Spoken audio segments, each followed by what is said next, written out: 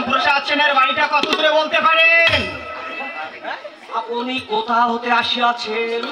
কৃষ্ণনগর থেকে। তাহাকে আপনার কি প্রয়োজন? তার কাছেই বলবো। আপাতত বলুন কোন বাড়িটি তার? এটাই তো তাহার বাড়ি। এটাই তাহার বাড়ি? এটাই তাহার বাড়ি। কিন্তু ওরা যে বললো অনেক দূরে। কাহারা বলিয়াছে? কাহারা? ও, আমি বুঝতে পেরেছি, ওই পাগড়ি পাড়ার লোকজন বলেছে। আমি জানি ওরা মিথ্যা বলবে। কেন মিথ্যা বলবে কেন? আপনি বুঝতে পারেন নাই? হিংসায়, হিংসায় ওরা আমার প্রভুজি, আমার গুরুজি অর্থাৎ আমার গুরুদেবকে ওরা হিংসে। ও, কবিগুরু রামপ্রসাদ সেন বুঝি আপনার গুরুদেব? আগে এই অভাজন তার শ্রীচরণের দাস। তাকে একবার বাইরে আসতে বলুন তো। আমি কৃষ্ণনগর থেকে আসছি, মহারাজ কৃষ্ণচন্দ্র আমাকে পাঠিয়েছে তাকে নিয়ে যেতে। আমার গুরুদেব কি এখন সজ্ঞানে আছে? হয়তো সমাধিষ্ঠ হইয়া বাহ্য জ্ঞানহীন অবস্থায় বসে আছে। সব সময় কি দিন এরকম থাকেন? সব সময়, সব সময়, নাইবার খাইবার সময় পর্যন্ত। ও, আপনি রাজা কৃষ্ণচন্দ্রের ওখান থেকে আসিয়াছেন? ও, কি সৌভাগ্য আমার, এই অধমের গৃহে আসিয়াছেন। ওগো, আপনি আমার প্রণাম গ্রহণ করুন।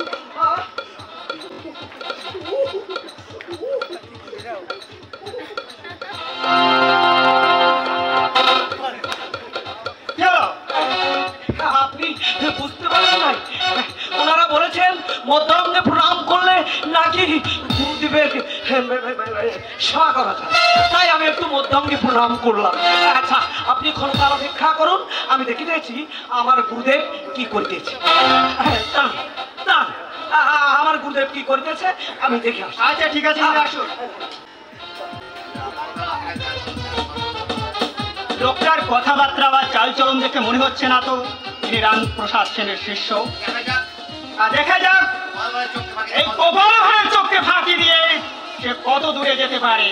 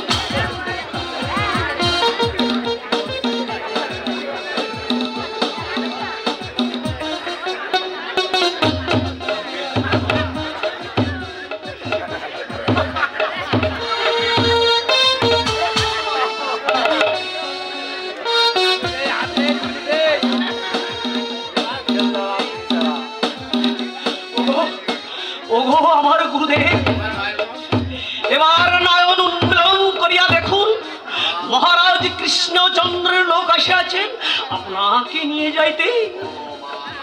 ও মা মাগো ব্রহ্মময়ী, কবে কত দিনে করে নিবি মা তারা?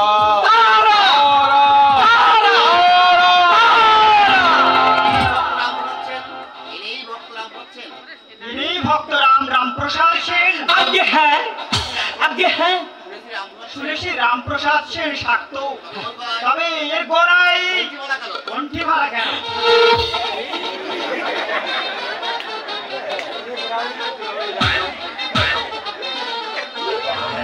আপনি এটার কথা বলিতেছেন? হ্যাঁ, ওটার কথাই বলছি। আপনি বুঝতে পারেন নাই, আমার প্রভু মানে আমার গুরুদেবের কাছে শ্যাম আর শ্যামেতে কোনো প্রভেদ নাই, সেই পরিচয় দিতে উনি কণ্ঠে কণ্ঠীর মালা ধারণ করিয়াছেন। ও আচ্ছা, কিন্তু শুনেছি রামপ্রসাদ সেন সংসারী হয়েও সে শাক্ত, সে গেরুয়া পরেন, তাহলে এনার পরনে ময়ূর কণ্ঠী রঙের চেলি কেন? আপনি এটা বলিতেছেন? ওটার কথাই বলছি।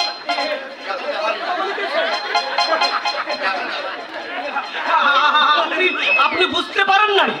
হ্যাঁ, আপনি বুঝতে পারেন না? আমার আমি বুঝিয়ে দিচ্ছি। আমার প্রভুর কাছে আমার প্রভু মাকে যে রূপে ধ্যান করেন তখন সেই অনুযায়ী বস্ত্র আদি পরিধান করেন।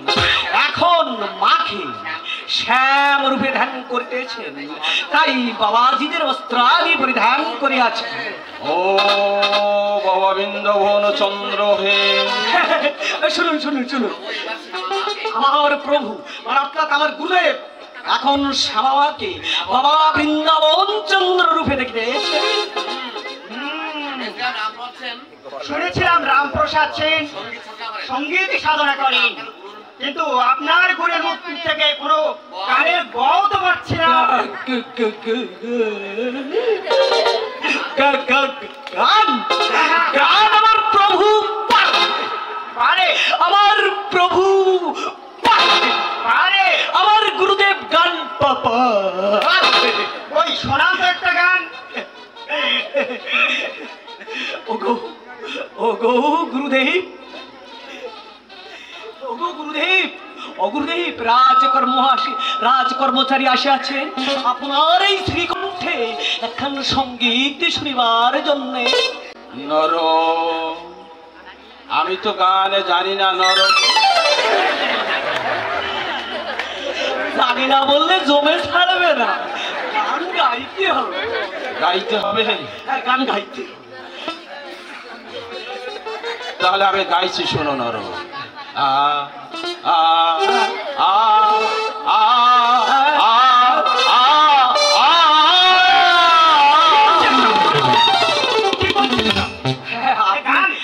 আপনি বুঝিতে পারেন না?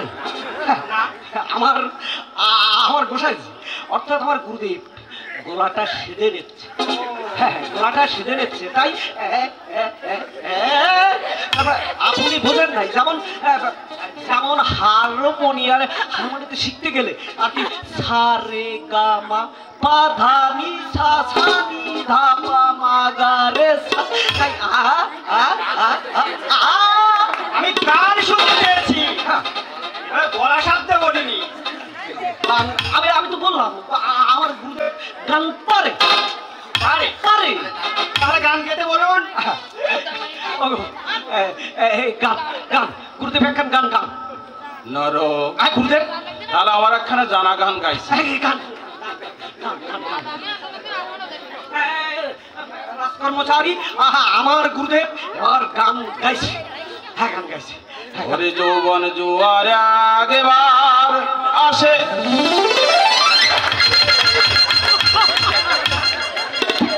এখানে যৌবন নিয়ে টানাটানি করা যাবে না, বুঝতে পেরেছেন? যৌবনের কোনো ব্যাপার না, মায়ের গান গাইতে হবে। যৌবন নিয়ে টানাটানি করা যাবে না না না, মায়ের গান গাইতে হবে।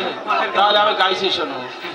মায়ার কত খাবি খাবি খাবি। মায়া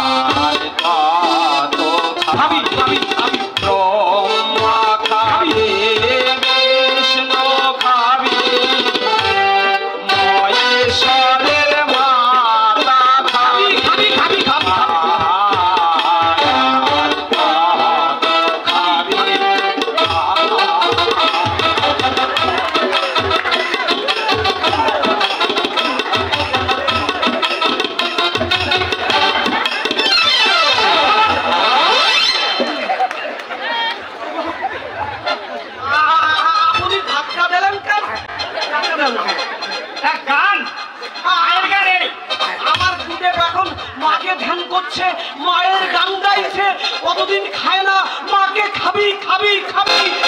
আপনি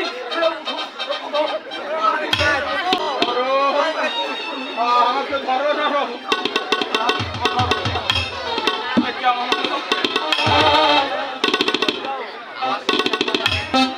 আমার সঙ্গে ধাপ্পাবাজি,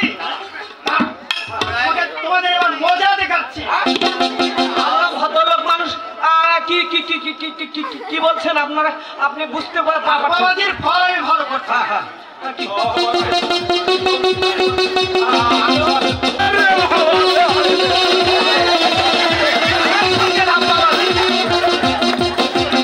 পালাবে কোথায় বাচ্চাদের?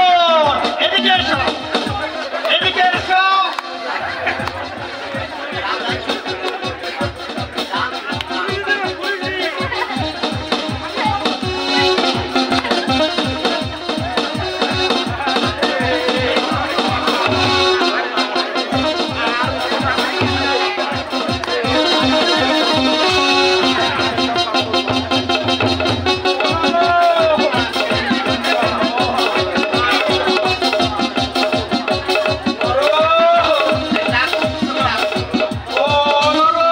এই তো শিষ্যকে ডাক। ডাকছি তো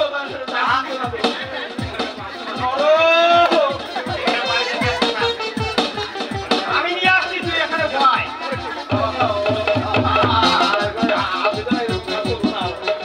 আপনারা বাড়িতে চলুন। না না, এখন আর আমি বাড়িতে যাব না। এই বরকন্দাজ, এদেরকে নিয়ে চলো। চল, ওদের বিচার করবেন মহারাজ। হ্যাঁ, শুনুন শুনুন, আর আপনি শুনুন, আমি বজরা রেখে দিয়ে গেলাম, বজরা ঘাটে রেখে দিয়ে গেলাম। শুনুন শুনুন শুনুন শুনুন, আমি কি বলি শুনুন। আসছেন, বাসায় এলে বজরা দিয়ে কৃষ্ণচন্দ্র রক্ষায় পাঠিয়ে দেবে। হ্যাঁ, চল। ওদের কি বাবু বলছিলাম কি, যদি কিছু দিই তাহলে কোনো কিছুই দেয় না, শাস্তি পেতেই হবে। চল। যাবো বাবাজি, বলছিলাম কি বজা বজা তোর কিছু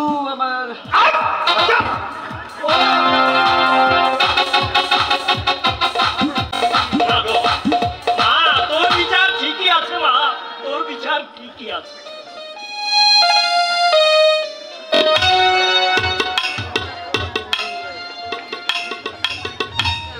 ভক্ত রামপ্রসাদ সেনকে এনেছো গো।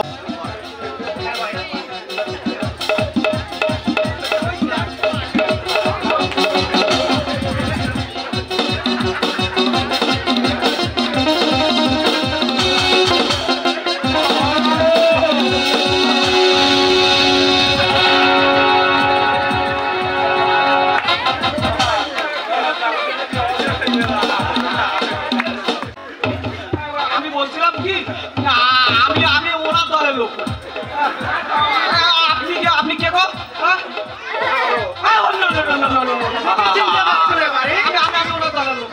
আপনি বিশ্বাস করুন, আপনি বিশ্বাস করুন, আমি ওনার দলের লোক। আপনি বিশ্বাস করুন, ও কি করছেন? আপনি ভদ্রলোক মানুষ আমাদের কি করছেন?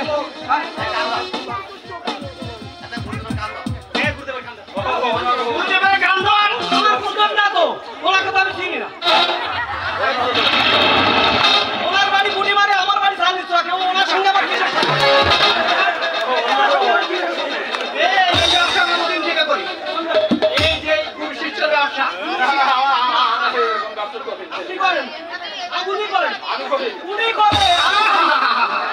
তুমি বাবা মহাপুরুষ, তুমি কোনো কিছুই করো না। না ভাই, বিশ্বাস করুন, ওরা রামপ্রসাদের শত্রু। আপনি বিশ্বাস করুন, ইনি রামপ্রসাদ। কবে থেকে উনি রামপ্রসাদ আমাদের জম। আচ্ছা, তুমি কে? আমি পেশাবদা ঠাকুরের শ্রীচরণের দাস। বাকি মেয়েটার মুখে শুনে আমি উত্তর সাথে ছুটে এসেছি। আপনারা বাড়িতে চলুন। না না, এখন আর আমি বাড়িতে যাব না। এই বরকন্দাজ, এদেরকে নিয়ে চলো। চল, ওদের বিচার করবেন মহারাজ। শুনুন শুনুন আর আপনি শুনুন, আমি বজরা রেখে দিয়ে গেলাম, বজরা ঘাটে রেখে দিয়ে গেলাম। শুনুন শুনুন শুনুন শুনুন আমি কি বলি শুনুন। আসছেন বাসায় এলে বজরা দিয়ে কৃষ্ণচন্দ্র রখায় পাঠিয়ে দেবে। হ্যাঁ চল। বলছিলাম কি বাবু, বলছিলাম কি যদি কিছু দিই তাহলে কোনো কিছুই দেয় না, শাস্তি পেতেই হবে। চল। যাবো বাবাজি, বলছিলাম কি বজা বজা তোর কিছু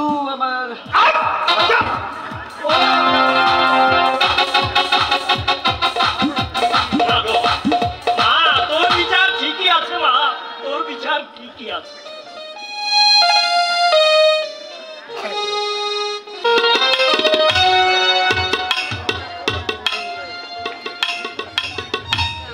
ভক্ত রামপ্রসাদ সেনকে এনেছো গোপাল? আগে নকল রামপ্রসাদ সেনকে এনেছি। নকল রামপ্রসাদ কি হে? সে এক অদ্ভুত গোছের মানুষ, তার সবটাই বৈষ্ণবের চিহ্ন, মাত্র কপালে লাল সিঁদুরের ফোঁটা। বুঝলাম না। বুঝতে এক্ষুনি পারবেন। ও হে বরকন্দাস, ওই সেই নকল রামপ্রসাদ আর তার শিষ্যকে পাঠিয়ে দাও। তুমি কি তাদের বন্দি করে এনেছো? তাকে কেন? অন্নকূটের সময় বিশ্বেশ্বরী মাকে রামপ্রসাদকে ধ্যান সাধে গেছে। আর এই দুই খণ্ড, এই চেনিপনা কণ্ঠিধারী একটি নকল রামপ্রসাদ সেজে আর আমাকে ঠকিয়েছে। আর ওইটি হচ্ছে তার শিষ্য। এদেরকে তুমি বন্দি করে এনেছো কেন? আমি যখন রামপ্রসাদ সেনের বাড়ি খুঁজছিলাম, তখন এই শিষ্যটি চতুরতা করে আমাকে নকল রামপ্রসাদ সেনকে দেখিয়ে দিল। এরকম তারা ব্রহ্মময়ী বলে চোখ রাঙিয়ে গান গাচ্ছিল। তারপর আর কি, আমি ওদের চা কিছু ধরে ফেললাম। কি করে ধরলে? সে ক্ষমতা না থাকলে আপনার সবার কি ভার হতে পারে? তা বটে, তা বটে। তারপর আর কি, যতটুকু ধাঁধা ছিল তাও কেটে গেল। তুমি বুদ্ধিমান, এ কার্য তোমাতেই সম্ভব। আগে মহারাজ, আমি বলছিলাম মহারাজ উনি যতটুকু বলছে অতটুকু নয়। চুপ করো তোমরা, তাহলে এদের বিচার। এদের বিচার করব। এই তোমার নাম কি? আমার নাম কুমারী শ্রীমতী। এই, কি বলছো সব? আর তোমার নাম কি? আমার নাম আজ ঘোষাল। তোমাদের বিচার আমি করব। তোমরা রামপ্রসাদ সেনকে মারতে গিয়েছিলে? না না মহারাজ, না, আমাদের ক্ষমা করে দিন, আমাদের ক্ষমা করে দিন। তোমাদের ক্ষমা করবার মতো ক্ষমতা আমার নেই। তোমরা ভক্ত কবি রামপ্রসাদ সেনকে হত্যা করতে গেছিলে। সেই রামপ্রসাদ সেন যদি ওদেরকে ক্ষমা করতে পারে, তাহলে আপনি কেন পারবেন না মহারাজ? একই কে আপনি? এর নাম রামপ্রসাদ সেন। আমি হালি শহরের ঘাটে আপনার জন্য বজরা রেখে এসেছিলাম। আপনার বজ্রা ওই হালি শহরের ঘাটেই বাঁধা আছে। সে কি, আপনি এত রাস্তায় এলেন কি করে? গ্রামে পদার্পণ করে যখনই আমি শুনেছি যে আমাকে আনতে গিয়ে রাজ কর্মচারী আজু গোসাই আর নরহরি ঘোষালকে বেঁধে কৃষ্ণনগর নিয়ে এসেছে, আমি তখন থেকে দিবারাত্র পায়ে হেঁটে ছুটতে ছুটতে চলে এসেছি মহারাজ। প্রসাদ, ভয় কি ভাই, আমি তো তোমাদের বিরুদ্ধে রাজ দরবারে কোনো নালিশ জানাইনি, তাহলে কেন তোমরা সাজা পাবে বলো? আপনি ওদের বিরুদ্ধে নালিশ না জানালেও ওরা আমার কর্মচারীকে ঠকানোর চেষ্টা করে রাজশক্তির কাছে অপরাধ করেছে, সুতরাং শাস্তি ওদের পেতেই হবে। মহারাজ, এবারকার মতো আপনি ওদেরকে ক্ষমা করে দিন। না না, তা হতে পারে না। আপনারই অনুরোধ আমি রাখতে পারবো না কবি, শাস্তি ওদের দেবই। শাস্তি যদি একান্তই ওদের পেতে হয়, তাহলে ওদের প্রাপ্য শাস্তি আপনি আমায় দিন মহারাজ, ওদেরকে আপনি মুক্ত করে দিন। ভক্ত রামপ্রসাদ সেন, আপনি মানুষ না দেবতা? আমি এই জগতের কীট পতঙ্গেরও পদ কেন মহারাজ? ওরা যে চিরকাল আপনাকে নির্যাতন করে আসছে, তবু ওদেরকে মুক্তি দিয়ে আপনি নিজেই শান্তি পেতে চান? চাইব না, ওরা যে আমার গ্রামবাসী, আমার ভাই, আত্মীয় স্বজন। অপূর্ব সুন্দর গোপাল, জীবনে আমি এই একটা মানুষই দেখলাম, জানি না দেবতাদের মধ্যে এমন উদারতা আছে কিনা। মহারাজ, তাহলে আমার আবেদন মঞ্জুর করলাম। তবে রাজা কৃষ্ণচন্দ্রের একটা অনুরোধ আপনাকে রক্ষা করতে হবে কবি। অনুরোধ কেন বলছেন মহারাজ? আপনি আমায় আদেশ করুন। আপনার আদেশ পালন করতে এই দিন প্রজা সর্বদাই প্রস্তুত আছে। এক বালিকার কণ্ঠে আপনার রচিত সঙ্গীতের প্রতিধ্বনি শুনে আপনাকে আনতে গোপালকে পাঠিয়েছিলাম। ও আপনাকে আনতে না পারলেও আমার সৌভাগ্যবশত আপনি নিজেই এসেছেন। তাই আপনার কাছে আমার অনুরোধ, আপনারই কণ্ঠে সেই সুমধুর সঙ্গীত আমি শুনতে এ তো আমার সৌভাগ্যের কথা মহারাজ, আমি আপনাকে এক্ষুনি শোনাচ্ছি। অপেক্ষা করুন। আজুমশাই, মহারাজ। নরহরি, যাও ওদার ভক্ত রামপ্রসাদ সেনের দয়ায় আজ তোমরা মুক্তি পেলে, কিন্তু পুনরায় যদি ওর বৃদ্ধাচরণ করো তাহলে সারা জীবন ওই অন্ধকার কারাগারে বাস করতে হবে। যাও, তোমাদের ওই পাপ মুখ আর আমি দর্শন করতে চাই না। এই মুহূর্তে সমাজজ্ঞ ত্যাগ করো।